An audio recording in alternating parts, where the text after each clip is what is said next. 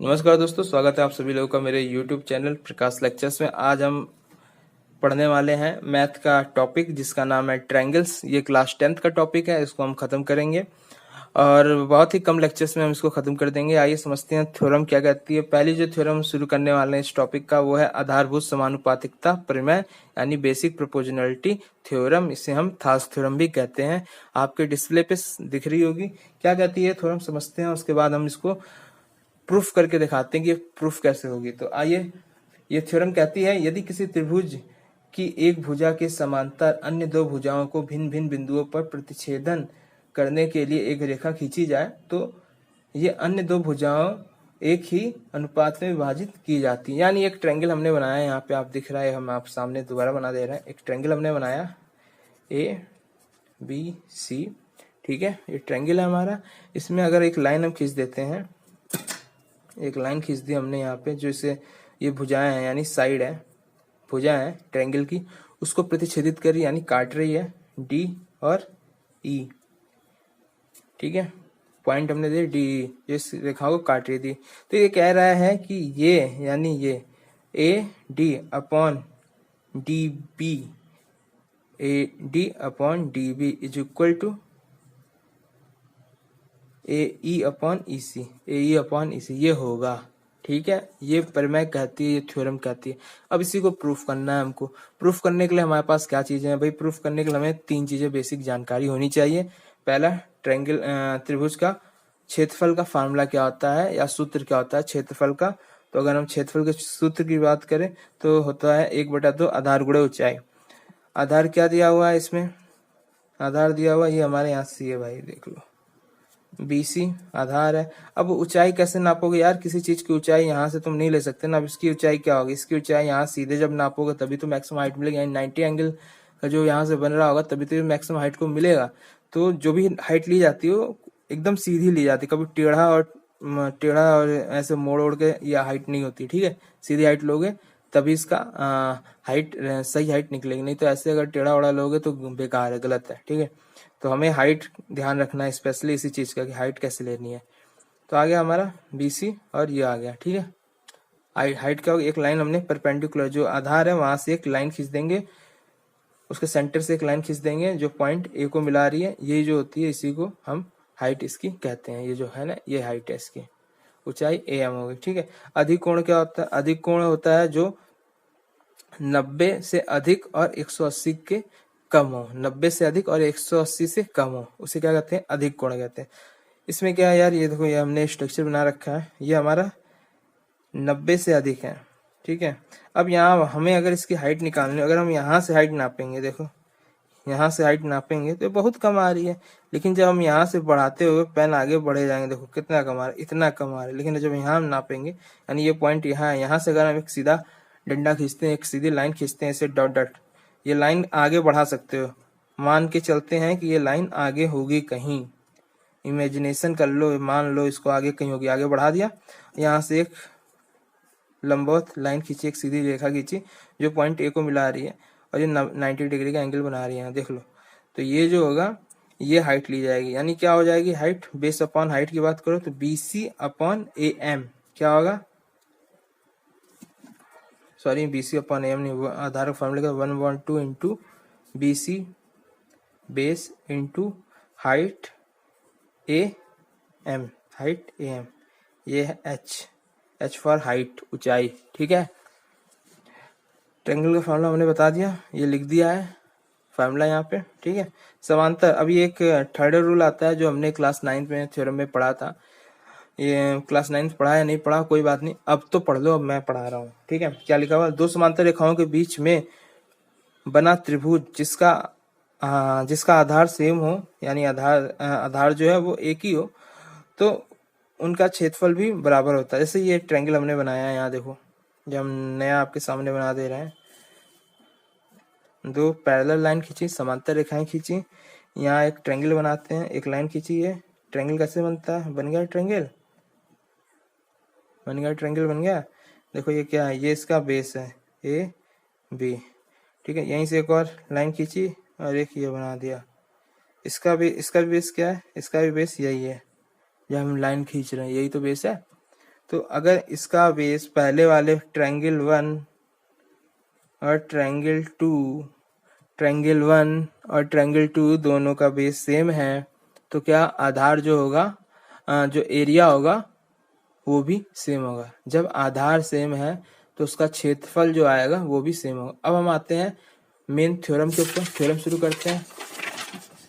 आइए थ्योरम जल्दी से थ्योरम समझते हैं। हमें प्रूफ करना है, ठीक है। इसमें हम 2-3 चीजें ड्रॉ करेंगे, कंस्ट्रक्शन करेंगे। क्या करेंगे, बी से एक लाइन खींच देंगे ई को मिलाते हुए, बी से एक लाइन खींची ई को मिलाते हुए, सी से एक लाइन खींचेंगे कहाँ पे, डी को मिलाते हुए, ठीक है।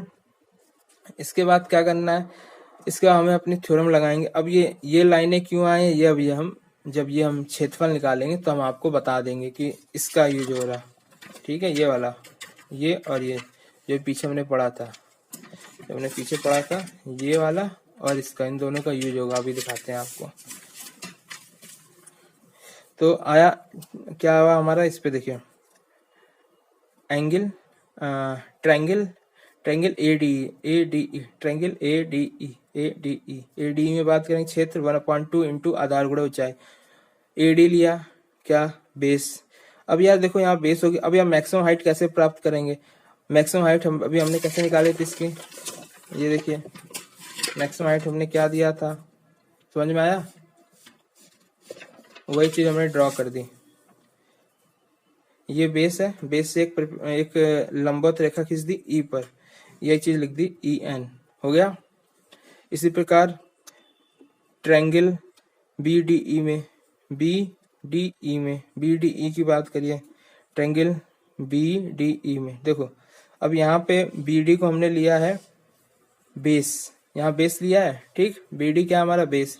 अब ये यहाँ से हम क्या यहाँ पे लाइन खींच सकते हैं सही तरीके से, नहीं खींच सकते। इसकी लाइन कहाँ जाएगी, इसकी लाइन कहीं इधर जाएगी, 90 डिग्री एकदम सीधी रेखा यहाँ से ई से खींचोगे कहीं, जिससे इसकी हाइट मिल पाए। बी से ई की हाइट अगर निकालने की एक लाइन खींचोगे, जो हमने यहाँ दिखाया आपको, पीछे पन्ना पलट दिखाता हूँ, ये देखो, यही चीज थी। इमेज जो टेढ़ी है इसलिए समझ में नहीं आ रहा, यहाँ समझ लो, ठीक है। इसको हमने डॉट डॉट आगे बढ़ा दिया और ये एक लाइन खींच दी, जिससे हाइट हमें मिल गई। अब यही चीज हमने यहाँ की है, देखो ये टेढ़ा गया है, बस इसको हमने इमेज को यहाँ दिखा दिया आपको, ये गया है, देखो बी डी था, अपने इसको डॉट डॉट करके आगे बढ़ा दिया एकदम सीधी, और ये लाइन को आगे बढ़ा दिया, 90 डिग्री का एंगल यहाँ बना रहा है। तो ये मिल गई हमको इसकी हाइट, क्या मिल गई, ये हाइट हो गई, हाइट एच लिख दिया, ई एन हो गया। Question number 2। क्वेश्चन नंबर 3 पे आते हैं। ट्रायंगल ए डी ई बात कर लो, ए डी ई कहोगे, ए डी ई तो यहाँ निकाला था, ए डी जिसमें निकाला था मैंने, उसमें बेस क्या माना था, ए डी को। अब बेस मान सकता हूँ ए ई को। अब क्या बेस मानूंगा, ए ई को। हमने माना बेस यहाँ ए ई को बेस माना, उसी इस चीज को मैंने यहाँ ड्रॉ किया, देखो ए ई बेस माना। अब इसकी हाइट निकालनी थी, क्या किया भाई, यहाँ से एक लाइन सीधे खींच दी, जो मैक्सिमम हाइट है वो हमें मिल गई एम।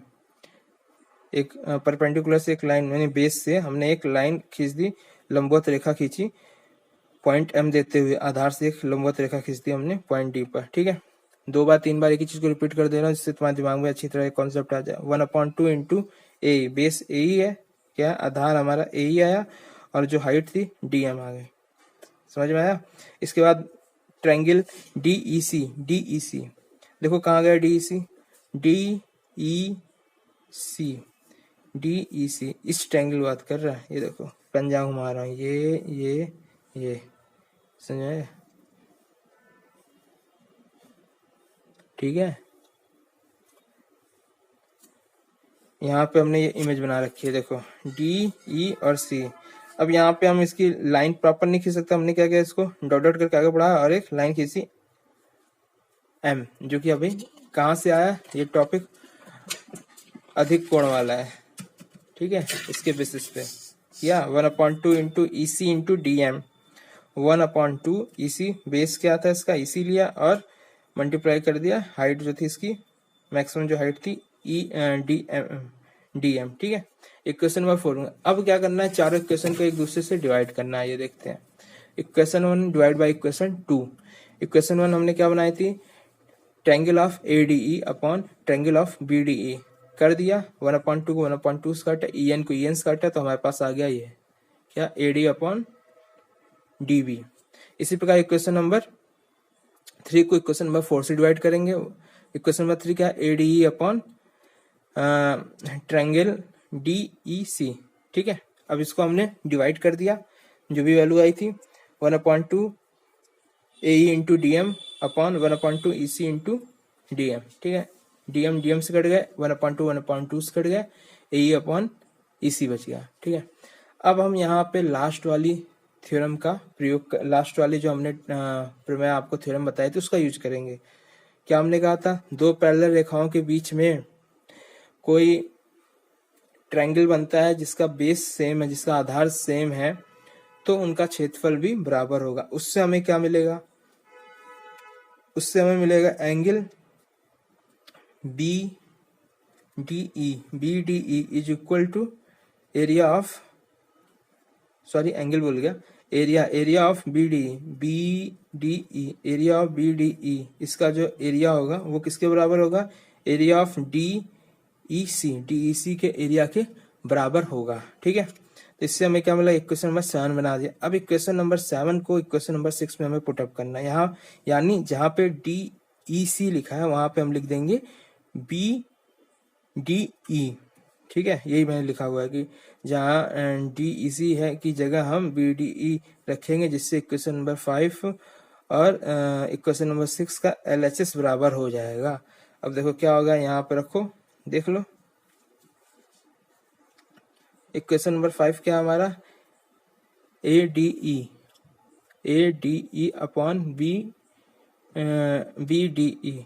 यहाँ क्या था, ADE अपॉन, जब हम इसे रखेंगे BDE कहाँ पे, नीचे यहाँ पे रिप्लेस कर देंगे इसको, यहाँ पे एरो लगा के मैं कर दे रहा हूँ। ठीक है, क्या लिखा जाएगा, BDE यहाँ पे रख दिया जाएगा। ठीक है, जैसे आप रखोगे दोनों LHS बराबर होंगे, अगर LHS बराबर होगा तो राइट हैंड साइड बराबर होने ही है, हेंस प्रूफ सिद्ध हो गया, कॉन्सेप्ट खत्म। अगर आपको वीडियो पसंद आती है तो दोस्तों लाइक करो, शेयर करो, और ऐसे ही आगे भी मेरे चैनल को सब्सक्राइब करते रहो। आगे भी मैं आपके लिए और नेक्स्ट थ्योरम, इसके जो टॉपिक का है ट्रिग्नोमेट्री ट्रायंगल्स का, लेके आऊंगा। मिलते हैं नेक्स्ट वीडियो में।